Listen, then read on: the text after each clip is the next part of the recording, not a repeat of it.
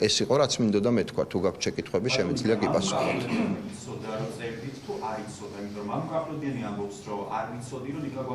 რა თქმა უნდა, არ იცოდი. არა, მე არ, რატო გამოდის რა იტყუება? არასწორად გაიგეთ. როგორც ბევრი რამე, როგორც თქვენმა ტელეკომპანიამ. გისმენთ? რამდენად შეიძლება გახდეს სკიცებულება ეგეთი ექსპერტიზის დასკვნა, რომელსაც დასტურდება, რომ აქტიურია ჩანაცვლება? საქართველოში ექსპერტიზამ დაკარგა ფასი. საქართველოში არ გვაქვს დამოუკიდებელი საექსპერტო კვლევა. ეს უკვე ფაქტია, იმიტომ რომ კიდევ ერთხელ გეუბნებით, ეს უკვე ემპირიული ფაქტია. აქ მყოფ ყველა ადამიანს ეს საუბარი მოსმენილი გვაქვს. 3 ადამიანს შორის მიმდინარეობს ეს საუბარი. თუმცა 30 წუთიანზე აქვს ჩატარებული. საათნახევარია და 3 ადამიანი, მათ შორის ის მონაკვეთით 3 ადამიანს შორის მიმდინარეობს.